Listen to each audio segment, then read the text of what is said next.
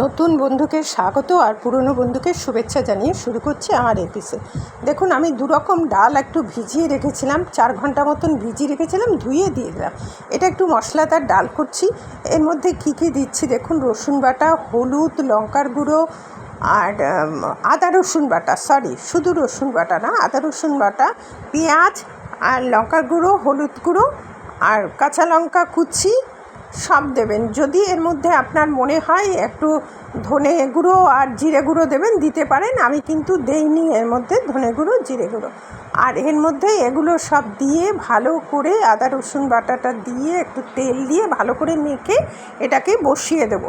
এটাকে ভালো করে মেখে নিচ্ছি। দেখুন, মাখা হয়ে গেলে নুনও দিয়ে দেবেন, কিন্তু একসাথে সব, মানে এর মধ্যে আর কিছু এক্সট্রা হবে না। এই নুন দিয়ে দেবেন, দিয়ে এটাকে ভালো করে জল দিয়ে এটাকে ফুটতে দেবেন। সেদ্ধ হয়ে গেলে তারপরে আমি ফিরে আসছি। বাই দ্য ওয়ে, আমি নূপুর, আপনারা দেখছেন smile with Nupur and Tania. Please একটু সাবস্ক্রাইব করে দেবেন, বেল আইকনটা টিপতে ভুলবেন না, লাইক শেয়ার করে পাশে থাকবেন। নিত্য নতুন রেসিপি পেতে আমার চ্যানেলটা সাবস্ক্রাইব করে রাখুন। যখনই আপলোড করব তখনই নোটিফিকেশান আপনাদের কাছে পৌঁছে যাবে। দেখুন, ডাল অলরেডি হয়ে গেছে।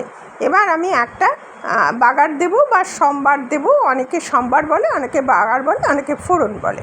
যাই হোক, যেটাই হোক না কেন, এবার একটা তড়কা প্যানে আপনার তড়কা লাগাবো আর কি। এটার মধ্যে রসুন কুচি দিয়ে দিয়েছি আর একটা শুকনো লঙ্কা দিয়েছি। এটা আপনি ঘি এর মধ্যে দেবেন, তাহলে অত্যন্ত সুস্বাদু হয়। আমি খুব ঘরোয়া প্রসেসে করেছি, আমি বলে দিচ্ছি আপনি কি দেবেন, সেগুলো আপনি এর মধ্যে দিতে পারেন। এবার কালো জিরাটা কিন্তু একটু পরে দেবেন, কারণ ডিউ টু দিস কজ যে কালো জিরা খুব তাড়াতাড়ি হয়ে যায়। এবার এই ফোড়নটা দিলে আমার রেডি হয়ে গেল ডালটা। এই ডালটা খেতে অত্যন্ত সুস্বাদু হয়। আলু ভাজার সাথে বা যে কোনো জিনিসের সাথে প্রথম পাতে ডালটা খাবেন, ভালো লাগবে।